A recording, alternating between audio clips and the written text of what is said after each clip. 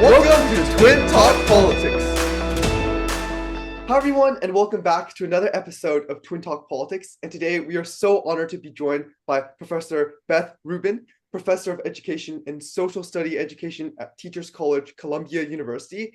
And she is one of the leading scholars on how young people develop civic understanding and civic identity with her work spanning classrooms, schools, and communities. So it's really a treat to have her on today. As you probably know, we actually have a tradition on our podcast where the first question for all of our guests is a question of purely dumb luck. So if it's not evident by our very similar looks or the podcast name in of itself, Twin Talk Politics, we're twins, unfortunately. So we were wondering if you could take that 50-50 guess at who do you think is Jason and who do you think is Jerry, just based on our different colored backgrounds. Wow. Well, first of all, thank you for inviting me, and I'm really excited to talk about the things that I think all three of us are really passionate about in this Sure. interview this morning. Okay, so Jason or Jerry? Yeah. Gosh, I would say blue background is Jason, yellow background is Jerry. Oh, shoot. You almost had it. I'm Jason, the one in the orange background, and that's Jerry in the blue background. I know, Oh it's really wow. hard. I'm slightly chubbier, so that might be a tell next time. Great. Now that you know I how know to tell lots us of apart, you're identical, right? The two of yeah, you. yeah, Yeah, yeah, I yeah. think so. Three I think we're minutes. starting Yeah. to grow out a little bit, but yeah.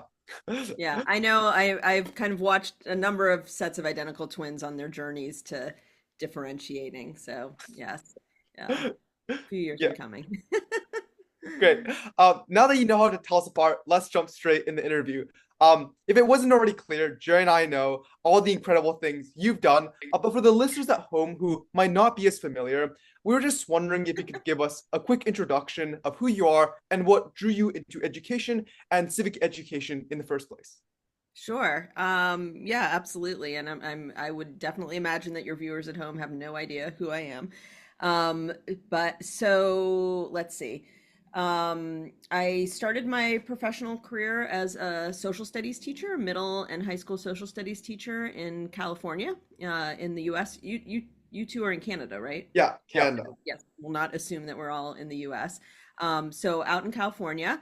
I was drawn into education, one, because I just really enjoy engaging with young people and creating interesting learning experiences with them. And also because I see education as one really positive means of working towards social justice, really helping people understand themselves, their communities, the world around them. So that brought me into teaching, and I taught in a number of different communities in California, which in all public schools, and it was really raised my curiosity, raised a lot of questions for me about how young people in schools learn what it means to be a citizen, what it means to be a participant in civic life, what kinds of experiences they're having both in and out of school, and how those things kind of come together in the classroom and for young people as they think about uh, uh, how they want to shape their own lives. So those questions drove me back to school, and I went and got a PhD in social and cultural studies of education at UC Berkeley, and got very excited about doing ethnographic classroom research, which basically means I really like sitting in classrooms, talking with young people, talking with teachers, and trying to interpret and make sense of those places as spaces for growth, development, and civic learning. I was a professor of social studies education for 22 years at Rutgers University, which is the big public university in the state of New Jersey. And I continued that research work, started working with pre-service teachers, so people who were training to become social studies teachers, developed a program where for pre-service teachers who were really interested in teaching for social justice and teaching in schools where young people didn't have the same kinds of opportunities as more affluent areas. And as part of that program, we started working with the young people in New Jersey public schools on action research projects. So the term Youth Participatory Action Research, or YPAR, is I think becoming more commonly known. What we did was our student teachers went back into the schools where they had done their student teaching placement, and they pulled together kids and they got those kids involved in investigating, first of all, selecting and then investigating issues and concerns that were really relevant to them in the classroom or in the school, in the community, in the classroom. They taught the kids how to conduct research, analyze data, and then the kids took action and communicated their results. So that was about 15 years ago. And since then, it's a little bit like a snowball where the people who were my student teachers are now principals and superintendents and Wow. supervisors. They're supporting their teachers to do this kind of work. The work with educators has become a project called the Civically Engaged Districts Project. We're actually about to have I think it's our fifth, no, maybe our fourth, or either our fourth or fifth teacher professional development next week. Wow. And yeah, so we've been working with hundreds of teachers, thousands of kids, doing what we call, or what I like to think of as like kids being citizens of the now. So rather than thinking about learning to be a citizen, you're learning something that you're going to do later when you're older, when you're an adult. Really thinking about young people as full participating citizens of their own communities, their schools, our society. And so, as citizens of the now, what are the things that they want to get involved in? What kinds of skills will help them kind of, understand the issues around them and think about ways to take positive action on them. So that was a really long No worries. No, no. answer to your question. I might have covered some other things that you wanted to ask, but Yeah, no worries. Yeah, we just kind of want to jump on the topic of the hmm Civically Engaged Districts Project, which hmm we know you guys partner with public school districts in New Jersey to really embrace, as you mentioned, that student-led inquiry and really give Yep. them a civic voice. And Yep. I'm sure you already explained this a little bit, but the initiative seeks to help students become civically engaged from a very early age. And I think something so important here is transforming them from passive recipients of civic education in active co-creators through, as you mentioned again, the Youth Participatory Action Research, which is YPAR. And we personally looked into some of the past student projects, ranging from women equality to in sports to food insecurity, and we found them very, very compelling and inspiring at the same time. So we were just wondering if you could share what first sparked the project and how you've seen YPAR shape students' civic identities. Yeah, thanks for that question. Um, yeah, so actually what first sparked the project was again, kind of talking about those student teachers that I worked with at Rutgers early on. And we had them in a class called Urban Education. We had them in a few different classes where we were really trying to do what we called a capacity oriented approach towards teacher education. So really thinking about what do young people bring to the table rather than what are young people missing that we need to fill in. And we were doing lots of reading, and we read work by Michelle Fine and Julio Camarota, and a lot of really inspiring examples of youth participatory action research. And we were looking for a culminating project for our student teachers. And we said, all right, here are your choices. You can either do your own participatory action research project where you identify an issue and investigate it and take action on it. Or you can go back to the school settings where you were working and get together a group of young people and lead them through the process. And we thought, and when I say we, I'm talking my colleague at the time, Yeah. Theo Haj, and I led this program. And we thought for sure that they would say, "Oh, we'll do our own project," because there were so many complications. They had to interface with the district and the principal. They would have to go back and get a group of kids together. They would have to travel. I mean, it was so much of a bigger lift.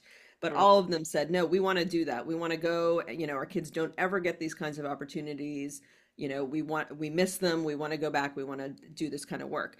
And so from that very first group, which then we ended up bringing those students to campus to share their projects at the end of the semester after the student teachers had led them through their YPAR projects.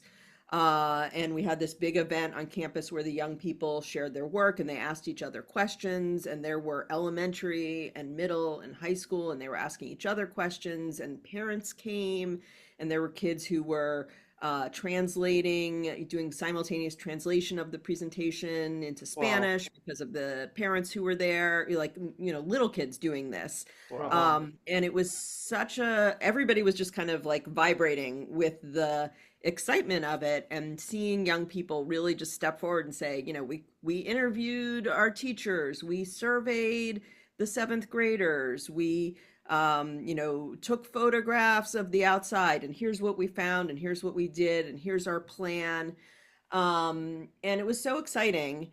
And so we got kind of addicted to it. Like, okay, well, we need to do this again. It's I mean, I don't need to tell you, there's a lot to worry about in Yeah. our world and be concerned and sad about. So when you find something that, that kids are learning and developing, it's exciting, it's uplifting, it really became a project that we couldn't let go of. And every year, I think the first year we had maybe 50 or 60 kids come to campus, and then 80 kids. And now we have over 300 kids coming to Wow. campus. And since I've moved to Columbia, I've been working with New York City teachers. So now we have some New York City teachers and kids coming from New York. And it's great. And the focus of my work really on the project is with the educators, Right. because it's not, you can't just hand people a curriculum or tell them this idea and then expect that they're going to be able to go and teach in a completely different way Right. than they've been teaching, because it really is a very different process than even, I mean, certainly than traditional education, but even some progressive forms of education, because it's much more open-ended. The teachers really have to figure out how to let kids take the lead, Right. while at the same time supporting them through learning some really complicated, challenging skills. Teachers have to learn how to be comfortable with kids investigating things that they themselves might not know very much about. All kinds of things. A lot of teachers are very daunted by the idea of research. They feel like they don't know how to do research, and how could they teach kids how to do research. So there's a lot involved with helping educators do this kind of work. And so that's the Civically Engaged Districts Project focus, is working with educators. And it's what's called a design-based project. So we're doing research on it as we're doing the action. So Wow. we're also interviewing teachers. We're collecting data. We're writing and giving presentations about what we're finding, and then we're kind of pulling that back. What we learn, we then try to pull into the work that we do with teachers to make it more effective. Sure. Thank you so That's much the for that. That's a really inspiring project. I'm sure we'll touch on a little bit more of the aspects you talked about later as well. I guess we'll start off with like our connection to your work. So we're currently working on projects to galvanize young voters in Canada by campaigning to extend the voting age to 16 and really explore strategies to foster like the meaningful overall voting participation. age, not just local, but like the national voting Yeah, age. so we do on all three levels, like local, so Mhm. municipal, provincial, and national, federal, I guess. Mhm. So yeah, it's really been a journey. And I think while exploring strategies to foster meaningful participation, we realized that so much of this work begins in the classroom. So in learning more, we came across your work and became deeply inspired by it. Specifically, one of your works, it's going to go beyond these walls towards a more expansive vision of civic Mhm. learning. And the specific idea that resonated most with us is your proposed concept of critical ecosystems of civic learning, where civic education isn't produced top down, but co-constructed among youth themselves. We're fascinated with this idea, and we just wanted to ask, how do you envision educators, communities, and young people themselves collaborating to build this kind of relational civic ecosystem? Right. Well, first of all, thank you for, reading my work, carefully. It's really nice to, hear that, you spend a lot of time researching and writing and you don't know if anybody's ever going to read it. So that's always nice to hear hear that back. But really, I mean, that whole idea of critical civic ecosystems came from research following, and this is kind of back to the design-based approach that I mentioned earlier, that I was doing a project where I was working with two different schools and we were implementing civic action research, and I was studying the implementation of it. And what I was noticing as I then coded the data, first of all, there was all this talk about going beyond, leaving, moving. And then there also was even like actual people leaving the classroom, going to different classrooms, Wow. going to other places, moving in different ways, through space in the school and beyond, and then connecting with different people. And then the other, another piece of it was this like kind of relational piece. So I was seeing people use a lot of emotion words. They were sad, they were inspired, they were connected, they felt belonging, like, kind of this sense of feeling. And then also then the issues that the kids were focusing on, which were deeply connected to things that they saw in their day-to-day lives. Right. So all of those things, took me like, I don't know, at least 3 years to write that article, because I was just Wow. trying to Wow. grapple with, trying to make sense of what did all that mean for civic learning. Um, and um, and so that's where this idea of critical civic ecosystems developed through. I mean, it doesn't have to be YPAR, but the Mm. kinds of practices that happen during YPAR definitely facilitate the creation of that civic ecosystem. People are connecting across difference, across barriers. Young people are connecting with adults. Young people are connecting with kids. I mean, schools, I assume in Canada, they're similar to the US. You might be in the same school, but two different classrooms might feel completely different For in sure, terms yeah. of who's in there, what they're studying. So connecting across those levels of difference, new immigrant students connecting with other students who are not new immigrant students, adults learning from kids, kids learning from adults, um, and then the affect, so the actual um, kind of emotional aspect of working on an issue that is actually connected to you and your life as opposed to distant. All of those things can happen in youth participatory action research, and all of those things I think are part of creating this kind of ecosystem of civic engagement, where the district as a whole, or the whole system, is kind of collectively working together. I mean, civic learning is not individual. Civic life is not individual. So it kind of makes sense that educational practices that actually really intentionally bring people together to work collaboratively would be useful for civic learning. For sure. And an idea that you posit in much of your work, and I think you just touched on, is that civic learning is inherently affective and like emotional in of itself, such that emotions, including, as you said, frustrations, hope, and or even anger, are not Mhm. distractions, but actually integral to how young people learn to act civically. Yeah, more often than not, in classrooms or in Agreed. broader general like educational settings, these emotions are suppressed in the name of order or neutrality. So our question is, how can Yeah. educators harness these like these affective emotions productively to cultivate deeper understanding rather than avoiding it completely? Yeah, no, I mean that's a key question. I mean that's a lot of our work at the Civically Engaged Districts Project too, right? Because you're asking kids to identify something that concerns them, is of concern. So then there are emotions involved. And I think it takes, I mean, first of all, educators are my favorite people. People who go into teaching generally love kids and Right. love learning and want to improve society. So I think educators are kind of inclined to, uh, you know, learn how to nurture, both the emotional and the intellectual in the classroom. But I think that it's something that teachers need to have support in doing. Um, you know, it's been, there's a lot of push and pull about whether classrooms are spaces where people should be engaging in difficult conversations or not. Right. So teachers need, a lot of administrative support and community support to continue doing that work.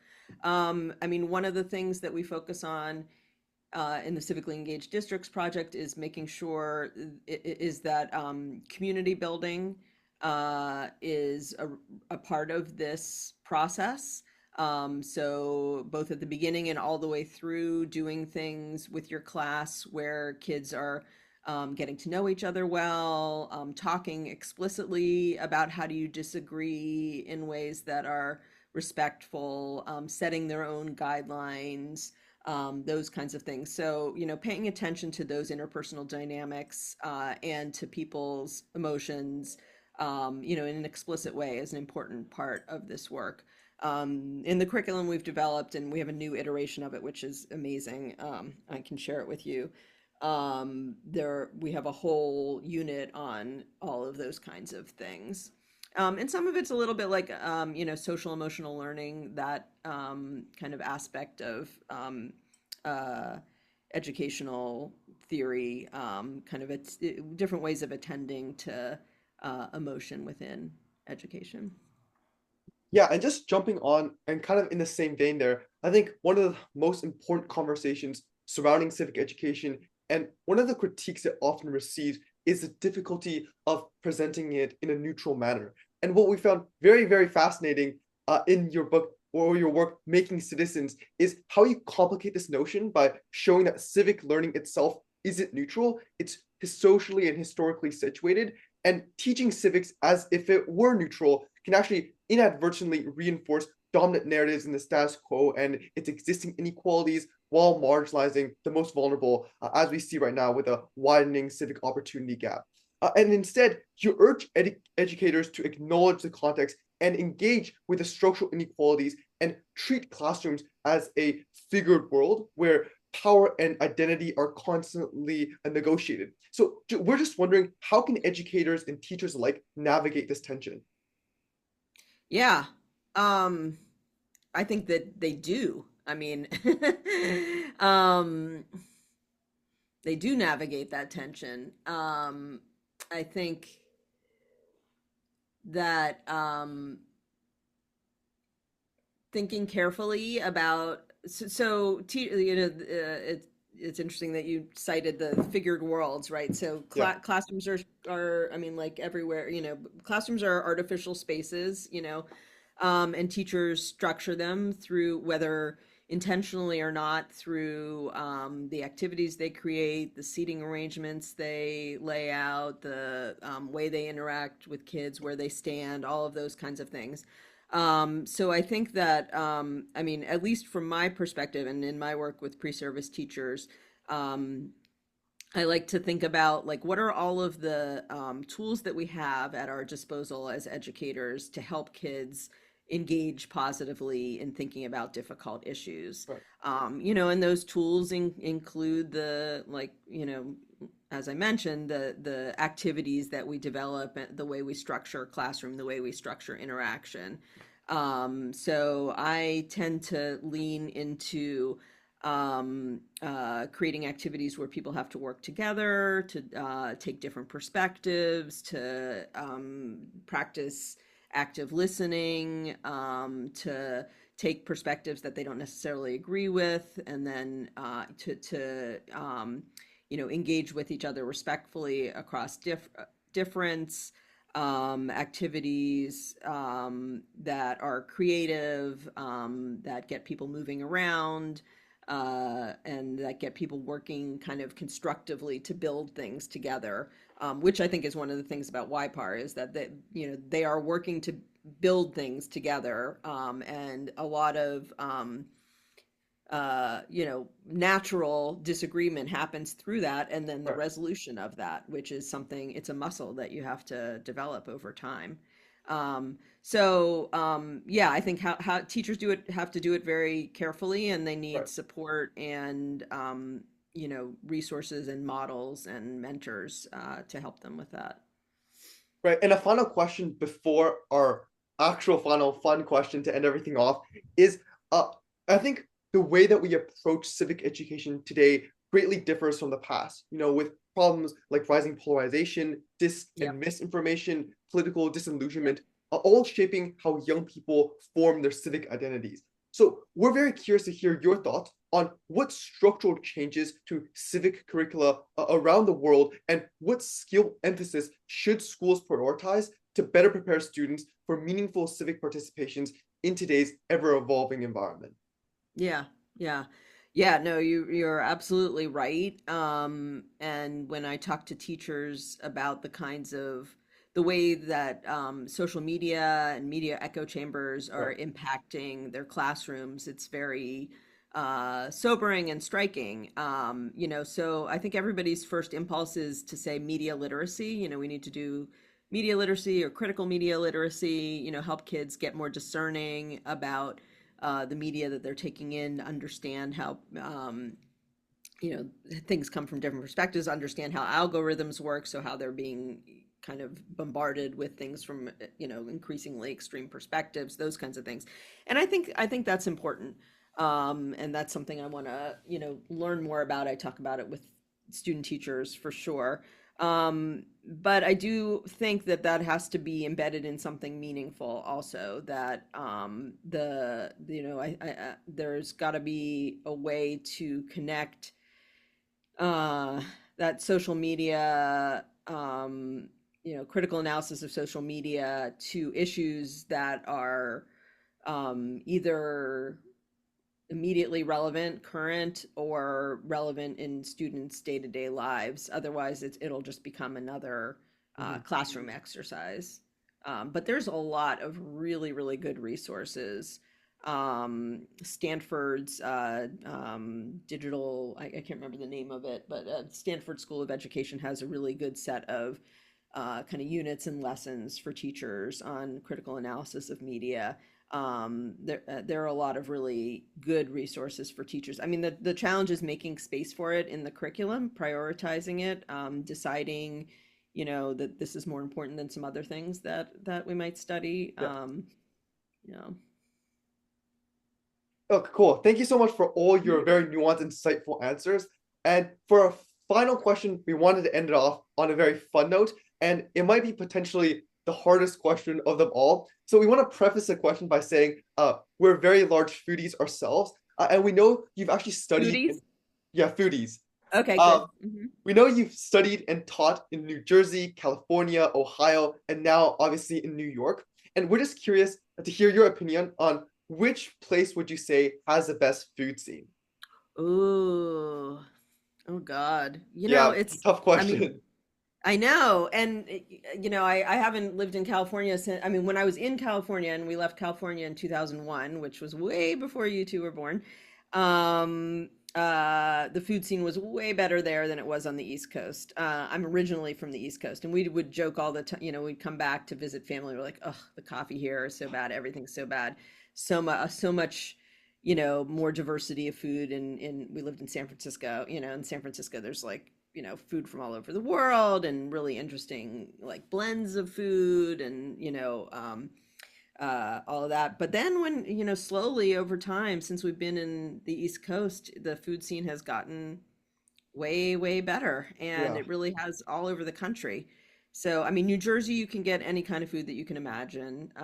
New York City as well. Mhm. Uh, I still have super fond memories of the, Embarcadero Farmers Market in San Francisco, where the produce came from all over California and the Wow. world. Um, yeah, I don't know. You can find you find amazing food wherever you go, I have to Yeah. say. You know, Yeah. um, I don't know. Are you where in Canada are you? Yeah, we're Toronto? currently Toronto in as of the Toronto. moment.